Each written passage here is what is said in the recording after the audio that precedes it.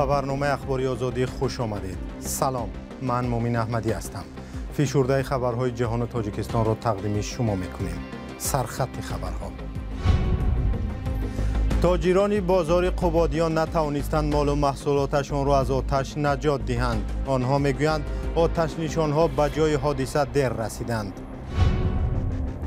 خلبان‌های چرخبال‌های اوکراینی منتظر آموختن پرواز در هواپیمای پیشرفته جنگی آمریکا هستند که شاید وضع در جنگ را تغییر دهد. مهمتر از همه پیروزی است تا جهان در نهایت بداند که روسیه امپریالیستی نه دوست بلکه دشمن است. دو استاد سابق دانشگاه خوجند که از تاجیکستان فرار کردند میگویند آنها را با اتهام عضویت در سازمان اخوان المسلمین جستجو میکنند. مرا موافقی ماده های 187 و 307 در جستجوی رسمی قرار داده اند. و اندیشه من مرا در عضویت به جمعیت اخوان المسلمین متهم می‌دانند. گروه کاری در ناحیه قبادیان ضرر سوختار در بازار مرکزی ناحیه را تحقیق میکنند. در سوختار صبح امروز مال و محصولات ده‌ها تاجر به کام آتش رفت. تاجران گیله کردند که اگر آتش نشانها سری وقت به جای حادثه می رسیدند احتمال چنین زیان نمی دیدند. همکارم میرزانبی خالقزاد گزارش می دهد. تاجران بازار ناحیه قبادیان تلاش دارند مال و محصولاتشان را از کام آتش بیرون کنند. صبح روز 29 ایون ده‌ها دکان این بازار آتش گرفت. همه قطع که همه جا خالی که اگر فسپت کردن بعضیش سوختن و بعضیش که حتی پژارنگ میبید که اوشی. وزارت کارهای داخلی تاجیکستان میگوید در بیش از نیم گکتر زمین دکان تاجران آتش گرفته بود. تاجران به رادیو آزادی گفتند کارمندان خدمات آتش نشانی دیر به جای حادثه رسیدند. بیتون بیول وقتم بدم اشتفا که جو سری وقتی رسنده یکی شاید نمادم سری وقت نماد ممکنه نتونستم پیشگیری کرده. همون سوخت روی سوختان رو درام از دایدیم وقتی 35 فیشه برارده.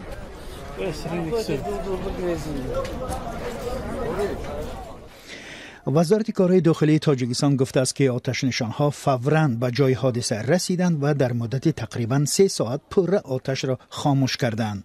سبب سوختار هنوز معلوم نیست. حالا برای تحقیقان گروه کاری تأسیس یافته است. آتش گرفتن بازارها در تاجیکستان همه ساله ثبت می شود. در بیشتر موردها مقامات آن را رعایت نکردن قاعده های بی‌خطری از جمله رسیش ناقل ها می دانند.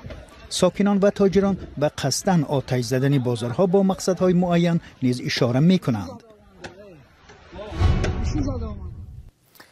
مقامات تاجیک دو استاد سابق دانشگاه خوجند را با جرم افراطگرایی تحت پیگرد قرار دادند. خود آنها حالا در بیرون از تاجیکستان هستند. میگویند گناه ندارند ولی میترسند که آنها را بازداشت و استرداد میکنند. برای یوسفی و اسکندر فیروز در این باره گزارش دارند. جمشید قنواتوف و بختیار اولیموف که در اروپا زندگی دارند میگویند با اتهام پیروی از اخوان المسلمین سازمان مذهبی ممنوع در تاجیکستان متهم میشوند. خود آنها این عیبنامه را قبول ندارند. آخر سال 2019 از تاجیکستان به روسیه سفر کرده بودم. آغاز سال 2020 با خبر گردیدم که کارمندان مقامات مرا جستجو دارند. بعدتر از آویزه های نزد شعبه کارهای داخلی با خبر گردیدم که مرا موافقی ماده های 187 و 307 در جستجوی رسمی قرار داده اند. به اندیشه من مرا در عضویت به جمعیت اخوان المسلمین متهم می‌دانند. جمشید قنواتوف از سال 2007 تا سال 2010 در دانشکده بین المللی خرطوم در سودان در بخش ماجستراتور تحصیل کرده است. بختیار اولیموف باشد از سال 2004 در فاکولته زبان‌های شرق دانشگاه دولتی خوجند درس می‌داد. سال 2019 با سبب زیاد شدن فشارها تاجیکستان را ترک کرده به گونه جمشید قنواتوف آگاهی یافته است که مورد پیگرد قانونی قرار دارد. ماه نوامبر سال 2020 прокуратураи генералии ҷумҳурии Тоҷикистон расman маро дар ҷустуҷӯ қарор додааст. ҳамчунин аз рӯи маълумотҳое ки ба ман расидааст дар Русия ҳам аз каналҳои ғайрирасмӣ дар ҷустуҷӯ қарор дорам. ҳоло ба ман боздошт ва истирдод ба Тоҷикистон تهدید میکند. дар аксҳои паҳн кардаи сохторҳои қудратӣ дар бораи боздошти ин ду нафар дида мешавад ки ҷамшед қаноатов ва бахтиёр олимов тибқи моддаҳои 187 ва 307 кодекси ҷиноятии Тоҷикистон ҷустуҷӯ мешаванд.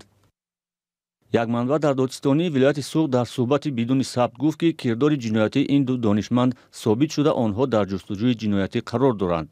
аммо агар ин ду нафар хостанд ки иттиҳомот нисбаташон бозбинӣ шавад, бояд расман ба Додистонӣ ариза нависанд.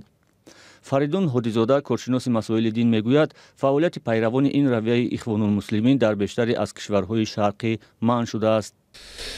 асоси идеологияи, яъне ки ҷаҳонбинӣ ҳизби Ихвонулмуслимин ин асоси идеологияи Доиш аст.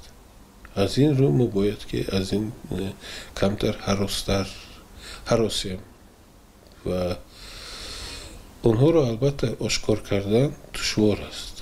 теъдоди нафарое ки бо ин иттиҳом боздошт шудан гуфта наметавонам, чунки аксари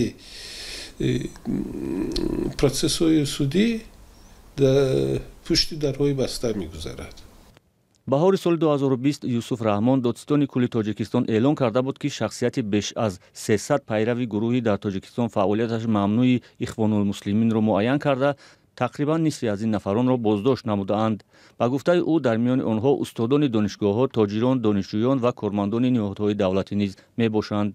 созмони Ихвонулмуслимин аз соли 2006 дар Тоҷикистон мамнӯъ эълон шудааст. ин созмон соли 1928 дар Миср ташкил шуда, як созмони диниву сиёсӣ аст. тарафдоронаш онро мӯътадил ва баъзе ҳукуматҳо террористиву ифротгаро медонанд. интизор меравад ки дар ояндаҳои наздик ба халабонҳои украинӣ парвоз дар ҳавопаймоҳои ҷангӣ ва пешрафтаи F-16-ро ёд бидиҳанд ки фақат амрико истеҳсол мекунад. маълум нест ки Украина ин гуна ҳавопаймоҳо дарёфт хоҳад кард ва ё на. барои ҳамин айни замон онҳо дар набардҳои ҳавоӣ аз он чизе истифода мекунанд ки дар ихтиёр доранд. ҳамкорам Тоҳири Сафар гузориш медиҳад. дар ҷанг бо Русия украиниҳо аз чархболи Ми-8 истифода мекунанд ки бо мушакҳои ҳидоятнашаванда мусаллаҳ аст. Евген, раҳбари халабонҳо, мегӯяд Ми-8 барои ҳадафҳои гуногун аз ҷумла боркашӣ ва ё фурӯнишондани оташ ҳам ба кор меравад. насаби Евген ва ҳамёрақонашро ба сабабҳои амниятӣ намегӯем. мо се маъмурият дорем: зарба задан ба ҳадаф, зиндаву саломат бозгаштан ва беосеб баргардонидани чархбол ба пойгоҳ. Максим, яке дигар аз халабонҳо, мегӯяд макони ҳадафҳоро нишонгири бо таҷриба дақиқ нишон мегирад. نیروهای هوایی با نیروهای پیاده نظام همکاری مستقیم دارند. قبل از برخاست ما اطلاع درباره مکان هدف را میگیریم و برای عملیات همه‌جانبه آماده میشویم. بعداً در شرایط فرو نشاندن امواج حرکت چرخبال ها کار میکنیم که ویژگی های خود را دارد. این خلبان از یک مأموریت جنگی برگشته است. نتیجه عملیاتشان را نشانگیر دیرتر اعلان میکند. اگر هدف محو نشده باشد، چرخبال را دیگر بار مسلح میکنند و برای مأموریت نو میفرستند. با گفته مکسیم، خلبان ها روزانه 4 دفعه پرواز میکنند. میخواهم دیگر بار پرواز کنم و نتیجه های مأموریتم را بدانم. بالاخره نشانگیر نتیجه های مأموریت را اعلان میکند و میگوید که همه هدفها محو شدند. مهمتر از همه پیروزی است تا جهان در نهایت بداند که روسیه امپریالیستی نه دوست بلکه دشمن است. خلبان‌های اوکراینی پرواز در چرخبال‌های می-8 را ادامه می‌دهند. با گفته مقامات ناتو ممکن است بعضی از آنها در ماه‌های نزدیک پرواز در هواپیماهای جنگی F-16 را بیاموزند. ماه گذشته رئیس جمهوری آمریکا جو بایدن گفت با همپیمان‌های کشور در ناتو اجازه می‌دهد با اوکراین F-16 بدهند، اما هیچ کشوری تاکنون به کیف چنین کمک وعده نکرده است.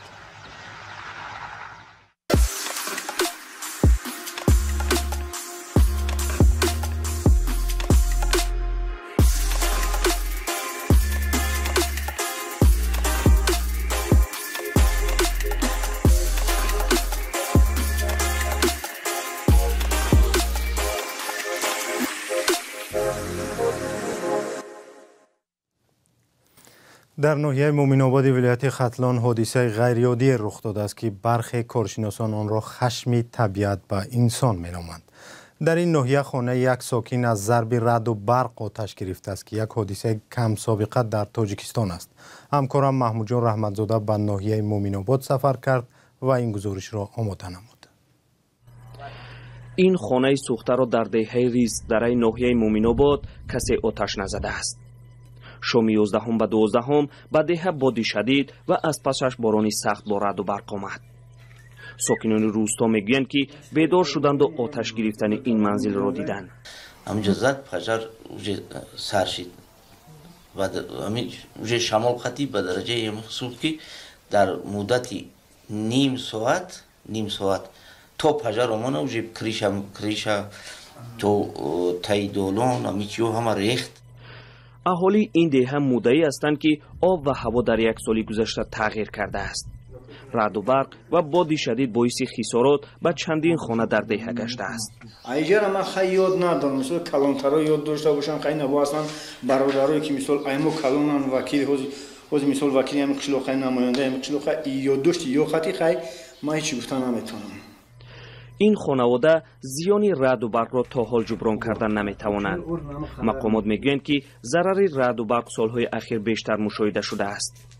کمیته حالتهای فوق‌العاده به ساکنان توصیه می‌دهند که هنگام رعد و برق شدید در منطقه‌های تعیین شده بمانند.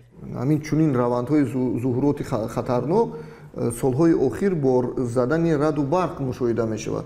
مثال من آورده میتونم سال 2009 9 تا حادثه زدن رعد و برق بود. بیشتر اهالی که به هلاکت رسیدن این پادبان‌ها بودند. خانواده باباخانه‌ها با وجود خسارات رسیده کسی را مقصر این حادثه نمی‌دانند. آنها این را به عنوان یک رویداد طبیعی می‌بینند. با این حال آنها همچنان در تلاش هستند تا پس از دست دادن خانه و اموال خود وضعشان بهتر شود. اگر همسایه‌ها آگاه نمی‌شدند شاید 4 نفر در اینجا به هلاکت می‌رسید. محمود جان رحمتزاده، آزادی، ناحیه مومن‌آباد. حالا گزارشی از افغانستان داریم. ولایت هرات در غرب افغانستان با مویزش مشهور است. بنا به حساب‌ها هر سال در اینجا به طرز کهنه تقریباً 20 تن مویز آماده می‌کنند. گزارشی صدای آمریکا در تقدیم کیومرثی عطا. هرات یکی از ولایت‌های کلانترین افغانستان با زیاده از 70 نوع انگورش مشهور است. مسئولان بخش کشاورزی در اینجا میگویند 12,000 گکتار زمین انگور دارند و امسال حاصل آن به تقریباً 150,000 تن خواهد رسید. انگورها از جهت شکل، رنگ و استفاده گوناگونند. دهقانها وابسته به آن انگورها را پرورش و از بعضی آنها مویز آماده می کنند. به این کارخانه خودساخت روز تا 1.5 تن انگور می آرند. کارگران در تیار کردن مویز آبجوش اصول قدیمی را به کار می برند. باغداران انگور خود را می آرند اینجا، خلاصه باز همین بچه‌ها و کارگرها اینا رو دونه میکنن. مسئولان اداره کشاورزی در ولایت هرات افغانستان میگویند که در سالهای آخر استحصال مویز 2 برابر افزوده است. سالانه میتونیم بگیم که بین 15 تا 20 هزار متریک تن ما کشمش تولید خود هراته که از جمله میتونیم بگیم که از این کشمش 20% از کشمش آبجوشیه. در هرات تقریباً 50 کارخانه استحصال مویز آبجوش با اصول کهنه کار میکند. بر علاوه چندین کارخانه معاصر انگور را به طرزهای گوناگون به مویز تبدیل میدهند. استحصال مویز برای اکثر مردم هرات فایده آور است و حالا به یک منبع الترناتیوی درآمد تبدیل شده. سپاس که ما را همراهی نمودید. تا دیدار بعد در برنامه‌های دیگر.